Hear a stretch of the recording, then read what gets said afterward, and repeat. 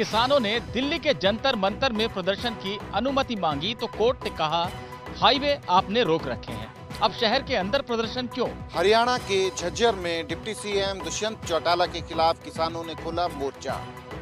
Deputy CM को दिखाए काले झंडे। पश्चिम बंगाल में भारी बारिश से लबालब भर गए हैं बांध। मुंबई में 3 तेंदुओं की दहशत, आर्य कॉलोनी में 1 तेंदुए को पकड़ा गया, 2 की तलाश जारी है। नेपाल में चीन के खिलाफ उठ रही आवाज, नेपाल की जमीन पर चीनी कब्जे के खिलाफ हुआ बड़ा प्रदर्शन। सारी खबरें देखिए तूफानी रफ्तार में सीधे फील्ड से। सुप्रीम कोर्ट में किसानों ने दिल्ली के जंतर मंतर में प्रदर्शन की अनुमति मांगी तो कोर्ट ने कहा हाईवे आपने रोक रखे हैं, अब शहर के अंदर प्रदर्शन क्यों? सुप्रीम कोर्ट ने किसानों की शहर के अंदर प्रदर्शन करने की मांग पर कड़ी टिप्पणी और तीखे सवाल किए। कोर्ट ने कहा आपने पूरे दिल्ली शहर का दम घोंट दिया है और हाईवे को जाम कर दिया है, अब आप शहर के अंदर प्रदर्शन करना चाहते हैं। क्या आपको लगता है कि प्रदर्शन के पास रहने वाले लोग इससे खुश हैं? ये गतिविधियां रुकनी चाहिए। आपकी कोर्ट में याचिका का मतलब है कि आपकी संस्था को कोर्ट पर भरोसा है, फिर विरोध प्रदर्शन की क्या जरूरत है? बहस के दौरान किसानों के पक्ष ने दलील दी कि हाईवे उन्होंने नहीं रोका है। सुप्रीम कोर्ट ने इस बयान को लिखित में देने की मांग की। दरअसल किसान जंतर मंतर पर सीमित संख्या में प्रदर्शन की मांग करने सुप्रीम कोर्ट पहुंचे थे, लेकिन कोर्ट ने कड़ी फटकार वाले सवाल उठा दिए। इससे पहले सुप्रीम कोर्ट ने एक और मामले की सुनवाई करते हुए कहा था कि किसी आंदोलन के नाम पर रास्ते को हमेशा के लिए रोक देना सही नहीं है। नहीं, हमने नहीं परमिशन मांगी। वो कुछ सरकार के कुछ लोग हो गए, उन्हें एप्लीकेशन लगाए, हमने नहीं मांगी परमिशन। हम ये चाह रहे हैं कि सरकार हमारे से बातचीत कर ले, इस मामले का समाधान करे। तो जवाब सरकार को देना, हम तो यही है, हम तो सरकार से बातचीत करके हम तो वापसी चले जाएंगे अपने गांवों की तरफ, और बैरिकेटिंग खोल देंगे, दिल्ली चले जाएंगे, बात मान लेंगे, वापसी चले जाएंगे। सुप्रीम कोर्ट को ये फटकार मोदी सरकार को लगानी चाहिए, किसानों को नहीं। किसान अपनी मर्जी से दिल्ली की सीमा पर नहीं बैठे, सुप्रीम कोर्ट को ये जानना होगा। सड़कें खुदवाकर, पत्थर लगवाकर, नश्तर और कीलें लगवाकर मोदी सरकार, खट्टर सरकार, भारतीय जनता पार्टी सरकारों ने दिल्ली और हरियाणा की उन्हें रोक रखा है। हरियाणा के झज्जर में डिप्टी सीएम दुष्यंत चौटाला के खिलाफ किसानों ने खोला मोर्चा। डिप्टी सीएम को दिखाए काले झंडे। पुलिस ने किसानों पर की पानी की बौछार।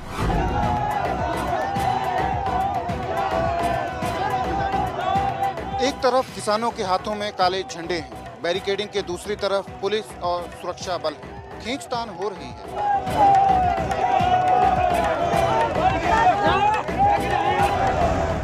और फिर पुलिस ने किसानों पर ऐसे पानी की बौछार छोड़ी। ये हंगामा हुआ हरियाणा के झज्जर में। हरियाणा के डिप्टी सीएम दुष्यंत चौटाला एक कार्यक्रम में पहुंचे थे, लेकिन किसानों का मोर्चा यहां आ गया। इन किसानों का कहना था कि खराब मौसम की मार में उनकी फसल बर्बाद हुई है और डिप्टी सीएम किसानों से मिलने के बजाय कार्यक्रम में घूम रहे हैं। झज्जर में तो किसानों ने खराब फसल को लेकर हंगामा किया, लेकिन कृषि कानूनों को लेकर भी बीजेपी व उसके सहयोगी दल किसानों के निशाने पर हैं।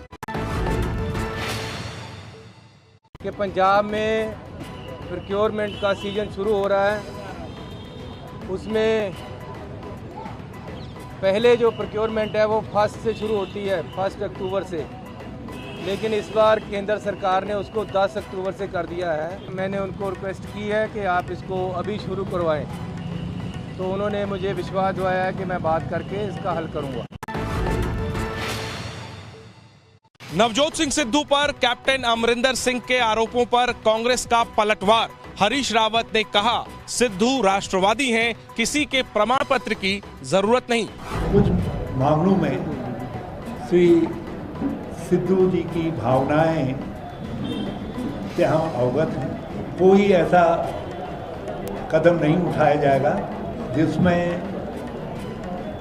पंजाब को लेकर के जो उनकी भावनाएं हैं उनके साथ कंप्रोमाइज करते हुए दिखाई दें। कांग्रेस महासचिव और पंजाब कांग्रेस के प्रभारी हरीश रावत ने सिद्धू के बयान के साथ अमरिंदर सिंह को भी अपने बयानों और फैसलों पर विचार करने की सलाह दी।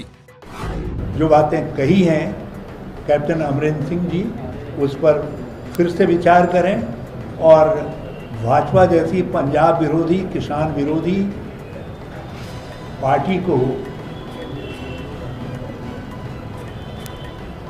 प्रत्यक्ष और अप्रत्यक्ष तरीके से मदद न पहुंचाएं और उनकी जो उनको मुखौटा बनाने की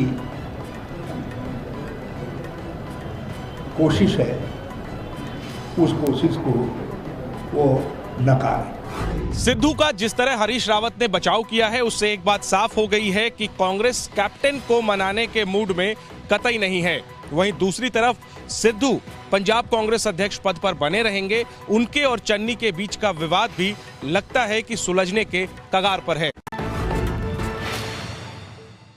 गोरखपुर में कानपुर के कारोबारी मनीष गुप्ता के हत्या के आरोपी पुलिस वाले 3 दिन बाद भी गिरफ्तार नहीं हो सके।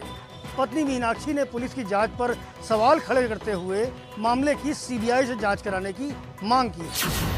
जिस मौत के मामले में खुद पुलिस वाले ही आरोपी हैं, उसमें गोरखपुर पुलिस आरोपियों तक पहुंच ही नहीं पा रही है। इस मामले में अब तक पुलिस के हाथ खाली हैं। मनीष गुप्ता की पत्नी मीनाक्षी गुप्ता ने पुलिस जांच पर सवाल उठाए। उन्होंने इस मामले में सीबीआई जांच की मांग की। और का एक एप्लीकेशन बनाओ जिसमें आप आगे के लिए लिख दो। And third one is in दोनों को कंबाइन करके था और एक सीबीआई की जांच के लिए। मनीष गुप्ता की मौत पर पूर्व सीएम अखिलेश यादव ने यूपी सरकार पर निशाना साधा। अखिलेश ने कहा, आरोपी पुलिस वालों को जानबूझकर फरार कराया गया। जहां मुख्यमंत्री जाते हैं और वापस आते हैं वहां हत्या हो जाती। गोरखपुर में जो घटना हुई है, मैं समझता हूं देश और दुनिया में नहीं हुई। फरार हैं, फरार। सरकार तो दावा करती थी कि सरकार दमदार सरकार है। उत्तर प्रदेश के मुख्यमंत्री योगी आदित्यनाथ ने मृतक के परिजनों को आश्वस्त किया था कि गुनाहगारों को बख्शा नहीं जाएगा, लेकिन अब तक तो उन्हें गिरफ्तार तक नहीं किया जा सका है। मुंबई पुलिस के पूर्व कमिश्नर परमबीर सिंह के विदेश भागने का शक। परमबीर सिंह के फरार होने पर महाराष्ट्र से दिल्ली तक सियासत हुई गर्म। एंटीलिया विस्फोटक और वसूली कांड में एनआईए को परमबीर की तलाश है। शक है कि परमबीर देश छोड़कर जा चुके हैं और उनके यूरोप में होने का दावा किया जा रहा है। इस बीच कांग्रेस ने परमबीर को भागने में बीजेपी नेताओं के हाथ होने का आरोप लगाया है। महाराष्ट्र कांग्रेस के नाना पटोले बोले, परमबीर का आखिरी लोकेशन अहमदाबाद में था। उसका लास्ट लोकेशन अहमदाबाद में परमबीर सिंह का मिला था। तो इसका मतलब ये कि केंद्र सरकार की जो मेन जड़ें जो है वो अहमदाबाद और गुजरात में ही है। परमबीर सिंह को छुपाने का क्या वो वसूली करने वाले मंत्रियों के आकाओं ने प्रयास किया है? इन बातों का जवाब महाराष्ट्र सरकार को देना होगा। परमबीर वो शख्स हैं जिन्होंने एनसीपी नेता और महाराष्ट्र के पूर्व गृह मंत्री अनिल देशमुख पर 100 करोड़ की वसूली का आरोप लगाया था, जिसके बाद परमबीर महाराष्ट्र में एक सियासी मुद्दा बन गए। कांग्रेस के लिए यूपी में प्रियंका गांधी ने बनाया प्रचार का मेगा प्लान। पीएम मोदी के काशी और सीएम योगी के गोरखपुर से छेड़ेंगी चुनाव अभियान। यूपी में कांग्रेस को फिर से खड़ा करने के लिए प्रियंका गांधी पीएम मोदी और सीएम योगी के गढ़ से अपना चुनावी अभियान चालू करेंगी। खबरों के मुताबिक 10 अक्टूबर को प्रियंका मोदी के संसदीय क्षेत्र वाराणसी में रैली करेंगी। रैली से पहले प्रियंका काशी विश्वनाथ मंदिर और दुर्गा मंदिर में पूजा करेंगी। वाराणसी के बाद प्रियंका की अगली रैली योगी के गढ़ गोरखपुर में हो सकती है। फिलहाल सीटों के आंकड़ों की लड़ाई में तो कांग्रेस कहीं भी नहीं है, लेकिन पीएम मोदी और सीएम योगी के गढ़ से चुनाव प्रचार शुरू कर कांग्रेस ये संदेश देना चाहती है कि बीजेपी से सीधी लड़ाई में सिर्फ वही है। पश्चिम बंगाल में भारी बारिश से लबालब भर गए हैं बांध। बाढ़ का पानी अब निचले इलाकों में बना रहा है बाढ़ की स्थिति। पश्चिम बंगाल के घाटाल की तस्वीर है। देखिए कैसे यहाँ ये घर बाढ़ में बर्बाद हो गए। यहाँ ज्यादातर इलाकों का यही हाल है। देखिए कैसे गांव-गांव जाकर बाढ़ के बारे में मुनादी की जा रही है। अब देखिए पश्चिम बंगाल के हावड़ा की ये तस्वीर। हावड़ा के उदय नारायणपुर में अस्पताल परिसर में इतना पानी भर गया कि पूरा परिसर ही डूब गया है। यहाँ बाजार भी पानी में डूबे पड़े हैं। बीरभूम, दुर्गापुर, हावड़ा और हुगली समेत ऐसे कई इलाके हैं जहाँ पानी ने आफत बढ़ाई है। निचले इलाकों में ज्यादातर पानी बांधों से भी आया है, जो दबाव बढ़ने के बाद मजबूरी में छोड़ा गया है। पश्चिम बंगाल में बाढ़ की स्थिति को नियंत्रण में करने के लिए सेना को भी मदद के लिए बुलाया गया है, लेकिन पिछले कुछ घंटों से बारिश नहीं हो रही है, जिसके कारण आशा है कि हालात में थोड़ा सुधार होगा। आनंद गिरी को प्रयागराज लेकर पहुंची सीबीआई। इससे पहले हरिद्वार में करीब 7 घंटे चली थी पूछताछ। पुलिस की गिरफ्त में मौजूद आनंद गिरी ने मीडिया को दिखाया जीत का साइन। आनंद गिरी पुलिस की गिरफ्त में है और देखिए जीत का साइन दिखाकर उसने कहा सब अच्छा होगा। जांच चल रही है, सब अच्छा होगा। तस्वीरें तब की हैं जब सीबीआई की टीम आरोपी महंत आनंद गिरी को हरिद्वार से लेकर प्रयागराज लौटी। कल रात करीब 7:40 पर सीबीआई आनंद गिरी को उनके हरिद्वार के श्यामपुर कांगड़ी वाले आश्रम ले गई थी, जहाँ टीम ने करीब 7 घंटे तक जाँच पड़ताल की। यहाँ के कर्मचारियों से अलग अलग और फिर आनंद गिरी के सामने पूछताछ की गई। सीबीआई टीम ने आश्रम में लगे सीसीटीवी कैमरे के डीवीआर, लैपटॉप, आईफोन के साथ कुछ और मोबाइल जब्त किए हैं। दरअसल सीबीआई को उस वीडियो सीडी की तलाश है जिसका जिक्र महंत नरेंद्र गिरी ने अपने सुसाइड नोट में किया था और अपने सुसाइड के लिए आनंद गिरी को सीधा जिम्मेदार ठहराया था। मध्य प्रदेश के भिंड में दर्दनाक सड़क हादसा, बस और कंटेनर की टक्कर में 7 लोगों की मौत हुई। टूटी फूटी बस और टेढ़ा खड़ा एक कंटेनर, दोनों की टक्कर हुई और 7 लोगों की जान चली गई। ग्वालियर से उत्तर प्रदेश के बरेली जा रही एक बस हाईवे पर कंटेनर से टकरा गई। इस हादसे में बस में सवार 7 लोगों की मौत हो गई और 15 से ज्यादा गंभीर रूप से घायल हो गए। मृतकों में एक महिला शामिल है। ये हादसा भिंड जिले के गोहद थाना इलाके में हुआ है। इस हादसे की वजह क्या रही, इसके जांच के आदेश दे दिए गए हैं। साथ ही सरकार ने मृतकों के परिजनों को 4-4 लाख रुपए की राहत राशि देने का भी ऐलान किया है। केरला में करोड़ों की धोखाधड़ी के केस में मशहूर यूट्यूबर मॉनसन मावनकुल गिरफ्तार। पुरानी चीजों के बिक्री के नाम पर कर रहा था ठगी। टीपू सुल्तान का सिंहासन, मूसा की निशानी, औरंगजेब की अंगूठी, छत्रपति शिवाजी महाराज जी की भगवत गीता और सेंट एंटनी के नाखून जैसी दुर्लभ वस्तु अपने पास होने का दावा करने वाला यूट्यूबर मॉनसन मावनकुल गिरफ्तार किया गया है। ये तभी की तस्वीर है जब पुलिस ने मॉनसन को गिरफ्तार किया। पुलिस के मुताबिक मॉनसन ने प्राचीन सामान बेचने के नाम पर लोगों से करोड़ों की ठगी की। प्राचीन सामानों के संग्रह पर भी झूठ बोला। केरल पुलिस के मुताबिक मॉनसन की कई रसूखदार लोगों से साठगांठ भी है। अब पुलिस उससे जुड़े तमाम तार खंगाल रही है। इस यूट्यूबर ने अपने पास करीना कपूर की कार होने का भी दावा किया। हालांकि ये दावा भी बाकी दावों की ही तरह झूठे साबित हुए। प्रधानमंत्री मोदी ने शुरू किया स्वच्छ Bharat mission urban 2। PM Modi बोले इस बार दिल्ली समेत सभी शहरों से कूड़े के पहाड़ हटाएंगे। प्रधानमंत्री नरेंद्र मोदी ने स्वच्छ भारत मिशन अर्बन 2 और अमृत 2 प्रोग्राम की आज वीडियो कॉन्फ्रेंसिंग के जरिए शुरुआत की। मोदी बोले स्वच्छता अभियान अब जन आंदोलन बन गया है।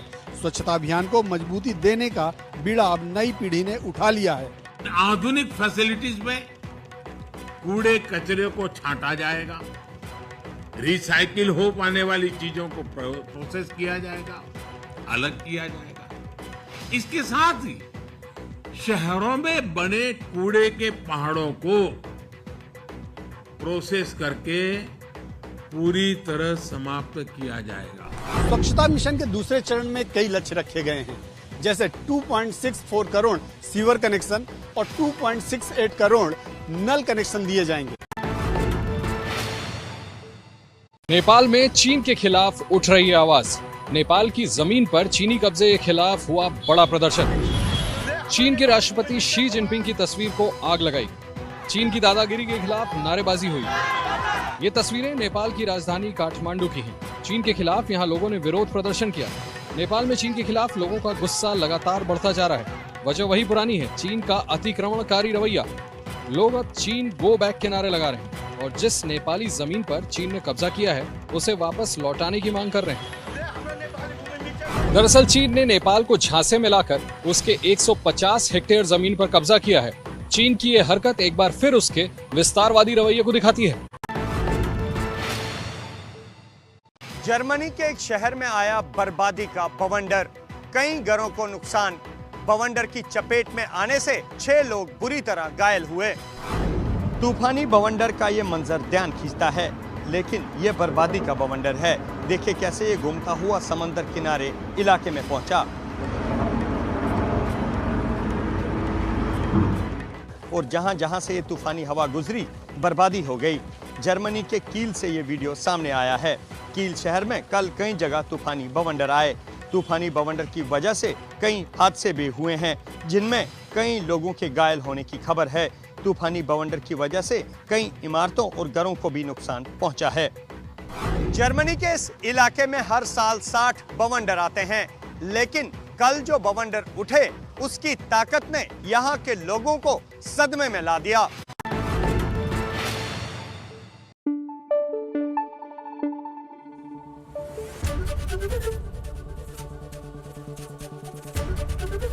एबीपी न्यूज आपको रखे आगे।